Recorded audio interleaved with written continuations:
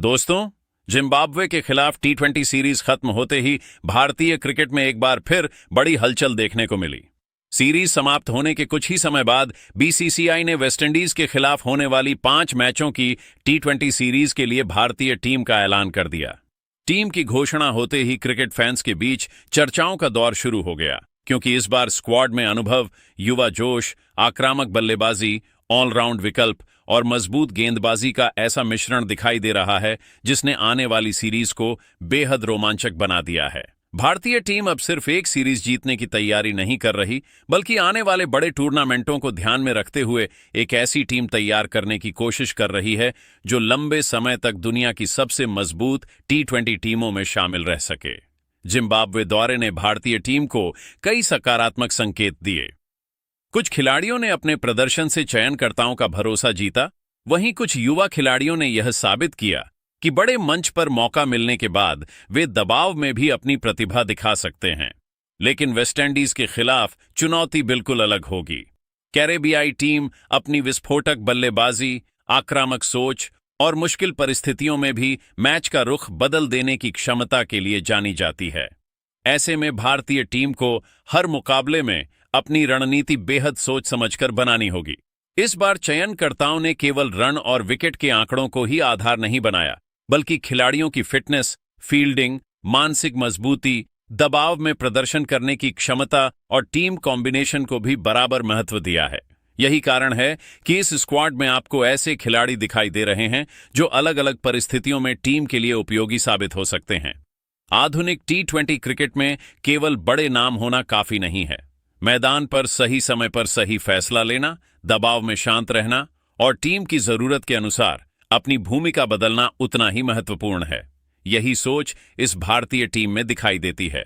Team management अच्छी तरह जानता है कि 5 मैचों की सीरीज में हर मुकाबला अलग कहानी लेकर आएगा। किसी मैच में पिच बल्लेबाजों के लिए आसान हो सकती है, तो किसी मुकाबले में स्पिनरों को मदद मिल सकती है। कहीं पावर प्ले निर्णायक साबित होगा, तो कहीं डेथ ओवरों की गेंदबाजी मैच का परिणाम तय करेगी। इसलिए टीम में ऐसे खिलाड़ियों को शामिल किया गया है जो परिस्थितियों के अनुसार खुद को ढाल सकें। सबसे पहले बात करते हैं कप्तान श्रेयस अय्यर की। इस सीरीज में कप्तानी की सबसे बड़ी जिम्मेदारी उनके कंधों पर होगी। कप्तानी सिर्फ टॉस जीतकर बल्लेबाजी या गेंदबाजी चुनने का नाम नहीं है। असली कप्तान वही होता है जो दबाव के समय सही निर्णय ले सके, खिलाड़ियों का आत्मविश्वास बनाए रखे और मैच के बदलते हालात को तुरंत समझकर रणनीति बदल सके। श्रेयस अय्यर के सामने यही सबसे बड़ी चुनौती होगी। उन्हें अपनी बल्लेबाजी के साथ साथ पूरी टीम को एकजुट रखना होगा। अगर शुरुआती मुकाबलों में टीम को किसी तरह की परेशानी आती है, तो कप्तान के फैसले बेहद महत्वपूर्ण होंगे। उन्हें यह तय करना होगा कि किस गेंदबाज को किस समय इस्तेमाल किया जाए, किस बल्लेबाज को ऊपर भेजा जाए और किस परिस्थिति में आक्रामक क्रिकेट खेलना है। श्रेयस के पास अनुभव है और वह दबाव में बल्लेबाजी करने की क्षमता रखते हैं। अब देखना होगा कि वह इस अनुभव को कप्तानी में किस तरह इस्तेमाल करते हैं। उनके बाद तिलक वर्मा की भूमिका बेहद महत्वपूर्ण हो सकती है। तिलक पिछले कुछ समय में भारतीय टी20 क्रिकेट के सबसे भरोसेमंद युवा बल्लेबाजों में अपनी जगह बनाने की कोशिश कर रहे हैं। उनकी सबसे बड़ी खूबी यह है कि वह परिस्थितियों के अनुसार अपनी बल्लेबाजी का तरीका बदल सकते हैं। अगर टीम को तेजी से रन चाहिए तो वह बड़े शॉट खेल सकते हैं, और अगर शुरुआती विकेट गिर जाएं तो पारी को संभालने की क्षमता भी रखते हैं। वेस्टइंडीज के खिलाफ उनकी बल्लेबाजी इसलिए महत्वपूर्ण होगी क्योंकि कैरेबियाई पिचों पर स्पिन और तेज गेंदबाजी दोनों के खिलाफ सही शॉट चयन जरूरी होगा। तिलक अगर मध्यक्रम में लंबी पारी खेलते हैं तो भारत का स्कोर काफी मजबूत हो सकता है। इसके बाद नाम आता है अभिषेक शर्मा का। अभिषेक भारतीय टीम के सबसे विस्फोटक युवा बल्लेबाजों में से एक हैं। पावर प्ले में उनका आक्रामक रवैया विपक्षी गेंदबाजों के लिए बड़ी परेशानी बन सकता है। वह शुरुआत से ही रन गति बढ़ाने की कोशिश करते हैं, और अगर पहले 6 ओवरों में उनका बल्ला चल गया तो विपक्षी टीम पर शुरुआत से ही दबाव बन सकता है। टी20 क्रिकेट में पावर प्ले का महत्व बहुत ज्यादा है। अगर भारत पहले 6 ओवरों में तेजी से रन बनाता है तो बाद के बल्लेबाजों के लिए पारी को और आगे ले जाना आसान हो जाएगा। अभिषेक की एक और खासियत यह है कि जरूरत पड़ने पर वह गेंद से भी योगदान दे सकते हैं। यह कप्तान को अतिरिक्त विकल्प देता है। शिवम दुबे भी टीम के महत्वपूर्ण खिलाड़ियों में शामिल हैं। उनकी सबसे बड़ी ताकत उनकी पावर हिटिंग है। लंबे कद और मजबूत शॉट्स के कारण वह स्पिन गेंदबाजों के खिलाफ खास तौर पर खतरनाक साबित हो सकते हैं। अगर मैच के बीच के ओवरों में भारत को तेजी से रन चाहिए हों तो शिवम दुबे की भूमिका बेहद महत्वपूर्ण हो सकती है। वह कुछ ओवर गेंदबाजी करके टीम को अतिरिक्त विकल्प भी दे सकते हैं। यही ऑलराउंड क्षमता टी20 क्रिकेट में किसी खिलाड़ी को और भी मूल्यवान बनाती है। अब आते हैं उस युवा नाम पर जिसकी चर्चा शायद इस पूरी सीरीज में सबसे ज्यादा होने वाली है, वैभव सूर्यवंशी। कम उम्र में जिस तरह उन्होंने अपनी निडर बल्लेबाजी और बड़े शॉट खेलने की क्षमता से क्रिकेट जगत का ध्यान आकर्षित किया है, उससे उम्मीदें काफी बढ़ गई हैं। लेकिन उनके लिए सबसे महत्वपूर्ण चीज होगी दबाव से दूर रहकर अपने स्वाभाविक खेल को जारी रखना। युवा खिलाड़ी के लिए सबसे बड़ी चुनौती केवल गेंदबाजों का सामना करना नहीं, बल्कि बढ़ती उम्मीदों का सामना करना भी होती है। अगर वैभव को लगातार अवसर मिलते हैं तो यह सीरीज उनके लिए सीखने और खुद को साबित करने का शानदार मंच हो सकती है। उन्हें हर मुकाबले में शतक या बड़ी पारी खेलने की जरूरत नहीं होगी। टीम को उनसे परिस्थिति के अनुसार योगदान की उम्मीद होगी। यही प्रक्रिया उन्हें भविष्य का बड़ा खिलाड़ी बनाने में मदद कर सकती है। विकेटकीपर बल्लेबाज के रूप में संजू सैमसन भी टीम को मजबूती देते हैं। संजू की बल्लेबाजी में जबरदस्त स्ट्रोक प्ले दिखाई देता है। वह तेज गेंदबाजों के खिलाफ शानदार शॉट खेल सकते हैं और स्पिनरों के खिलाफ भी बड़े रन बनाने की क्षमता रखते हैं। विकेट के पीछे उनकी भूमिका भी महत्वपूर्ण होगी।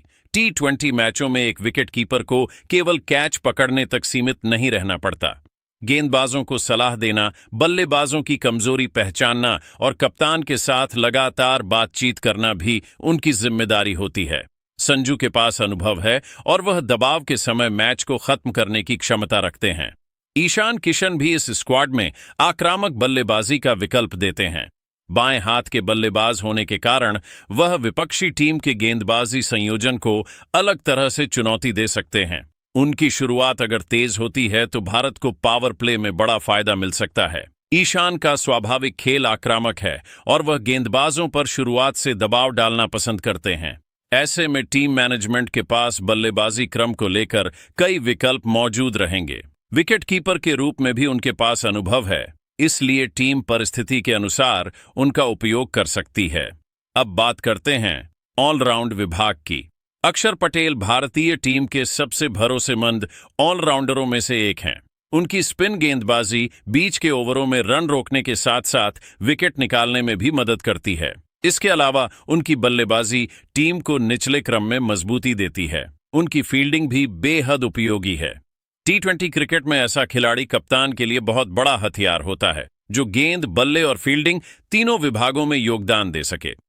अक्षर की मौजूदगी से टीम के संतुलन में काफी सुधार आता है। वॉशिंगटन सुंदर भी एक उपयोगी ऑलराउंड विकल्प हैं। उनकी ऑफ स्पिन बल्लेबाजों को परेशान कर सकती है और वह पावर प्ले या मध्य ओवरों में गेंदबाजी करके कप्तान को अतिरिक्त विकल्प दे सकते हैं। उनकी बल्लेबाजी भी टीम के लिए उपयोगी साबित हो सकती है।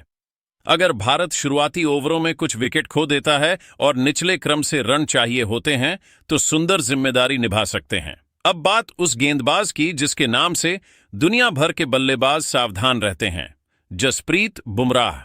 भारतीय गेंदबाजी की सबसे बड़ी ताकत माने जाने वाले बुमराह की मौजूदगी टीम को आत्मविश्वास देती है। नई गेंद से विकेट निकालना हो, बीच के ओवरों में दबाव बनाना हो या डेथ ओवरों में सटीक यॉर्कर डालनी हो, बुमराह हर परिस्थिति में मैच का रुख बदलने की क्षमता रखते हैं। टी20 क्रिकेट में अंतिम 4-5 ओवर अक्सर मैच की दिशा तय करते हैं और ऐसे समय में बुमराह जैसे गेंदबाज की जरूरत सबसे ज्यादा होती है। उनकी धीमी गेंदें, यॉर्कर और अलग अलग कोणों से गेंदबाजी बल्लेबाजों के लिए लगातार चुनौती बनती है। वेस्टइंडीज के विस्फोटक बल्लेबाजों के सामने बुमराह की भूमिका और भी बड़ी हो जाएगी। अर्शदीप सिंह भी भारतीय तेज गेंदबाजी आक्रमण का महत्वपूर्ण हिस्सा हैं। भारत के लिए इस सीरीज में बल्लेबाजी की गहराई एक बड़ी ताकत बन सकती है। अगर शीर्ष क्रम अच्छी शुरुआत देता है और मध्य क्रम जिम्मेदारी निभाता है तो टीम बड़ा स्कोर बना सकती है। वहीं अगर शुरुआती विकेट जल्दी गिरते हैं तो अनुभवी बल्लेबाजों को धैर्य दिखाना होगा। अंतिम ओवरों में बड़े शॉट लगाने वाले खिलाड़ियों की भूमिका बेहद महत्वपूर्ण होगी। गेंदबाजी में बुमराह, अर्शदीप, हर्षित, प्रिंस और स्पिनरों के विकल्प भारत को अलग अलग परिस्थितियों में रणनीति बनाने की आजादी देंगे। लेकिन गेंदबाजों को वेस्टइंडीज के बड़े मैदानों और पिच की प्रकृति को समझना होगा। कभी कभी 160 रन का स्कोर जीत के लिए पर्याप्त हो सकता है और कभी 200 रन भी सुरक्षित नहीं होते। इसलिए भारतीय टीम को मैच की परिस्थिति के अनुसार क्रिकेट खेलना होगा। इस पूरी सीरीज में सबसे ज्यादा नजरें कप्तान, युवा खिलाड़ियों और गेंदबाजी आक्रमण पर रहेंगी। श्रेयस अय्यर कप्तानी में कितना प्रभाव डालते हैं, अभिषेक शर्मा पावर प्ले में कितना धमाका करते हैं, तिलक वर्मा मध्य क्रम में कितना योगदान देते हैं, वैभव सूर्यवंशी बड़े मंच पर किस तरह खुद को संभालते हैं, शिवम दुबे फिनिशिंग में कितने उपयोगी साबित होते हैं और बुमराह, अर्शदीप जैसे गेंदबाज वेस्टइंडीज के बल्लेबाजों को कितनी चुनौती देते हैं, इन सभी सवालों के जवाब सीरीज के दौरान मिलेंगे। क्रिकेट फैंस के लिए यह सीरीज इसलिए भी खास होगी क्योंकि इसमें वर्तमान और भविष्य दोनों की तस्वीर दिखाई दे सकती है। एक तरफ अनुभवी खिलाड़ी टीम को स्थिरता देंगे तो दूसरी तरफ युवा खिलाड़ी भारतीय क्रिकेट की अगली पीढ़ी की झलक दिखाएंगे। अगर युवा खिलाड़ी अच्छा प्रदर्शन करते हैं तो चयनकर्ताओं के सामने भविष्य के लिए विकल्प और मजबूत हो जाएंगे। वहीं अनुभवी खिलाड़ियों का अच्छा प्रदर्शन टीम में स्थिरता बनाए रखेगा। इस टीम की सबसे बड़ी खासियत यही है कि किसी एक खिलाड़ी पर पूरी जिम्मेदारी नहीं है। अगर एक बल्लेबाज असफल होता है तो दूसरा बल्लेबाज जिम्मेदारी उठा सकता है। अगर कोई गेंदबाज महंगा साबित होता है तो टीम के पास दूसरा विकल्प है। अगर पिच स्पिनरों को मदद करती है तो भारत के पास पर्याप्त स्पिन विकल्प हैं और अगर तेज गेंदबाजी के लिए परिस्थितियां बेहतर होती हैं तो टीम के पास अच्छे तेज गेंदबाज मौजूद हैं। यही एक मजबूत T20 टीम की पहचान है। लेकिन इसके बावजूद भारत को वेस्टइंडीज को हल्के में नहीं लेना चाहिए। कैरेबियाई टीम का T20 क्रिकेट में लंबा अनुभव है और उनके खिलाड़ी बड़े मुकाबलों में दबाव के बीच भी बड़े शॉट लगाने से नहीं डरते। भारतीय गेंदबाजों को शुरुआत से ही अनुशासन बनाए रखना होगा। एक खराब ओवर मैच की पूरी कहानी बदल सकता है। इसी तरह बल्लेबाजों को भी विपक्षी गेंदबाजों के खिलाफ सही मैचअप पहचानना होगा। अगर किसी गेंदबाज के खिलाफ रन बनाना आसान है तो उसे निशाना बनाना होगा, लेकिन हर गेंद पर बड़ा शॉट खेलने की कोशिश नुकसान पहुंचा सकती है। इसलिए स्मार्ट क्रिकेट जरूरी होगा। अंत में अगर पूरी तस्वीर देखें तो यह 5 मैचों की T20 सीरीज सिर्फ भारत और वेस्टइंडीज के बीच मुकाबला नहीं है, बल्कि भारतीय क्रिकेट के भविष्य की दिशा तय करने वाली एक महत्वपूर्ण परीक्षा भी हो सकती है। टीम इंडिया के पास अनुभव है, युवा जोश है, आक्रामक बल्लेबाज हैं, उपयोगी ऑलराउंडर हैं और दुनिया के बेहतरीन गेंदबाजों में शामिल खिलाड़ी भी मौजूद हैं। अब असली चुनौती इन सभी प्रतिभाओं को एक मजबूत टीम में बदलने की होगी। अगर भारतीय टीम अपनी योजनाओं को मैदान पर सही तरीके से लागू करती है, फील्डिंग में गलती नहीं करती, पावर प्ले का फायदा उठाती है और डेथ ओवरों में गेंदबाजी मजबूत रखती है, तो सीरीज में भारत का पलड़ा काफी मजबूत हो सकता है। लेकिन वेस्टइंडीज अपने घर में आसान प्रतिद्वंद्वी नहीं होगा। यही वजह है कि 5 मुकाबलों में क्रिकेट फैंस को रोमांच देखने को मिल सकता है। अब आप भी कमेंट करके जरूर बताइए कि इस सीरीज में आपका सबसे पसंदीदा खिलाड़ी कौन है। क्या आपको लगता है कि श्रेयस अय्यर अपनी कप्तानी में भारत को सीरीज जिताएंगे? क्या अभिषेक शर्मा पावर प्ले में बड़ा धमाका करेंगे?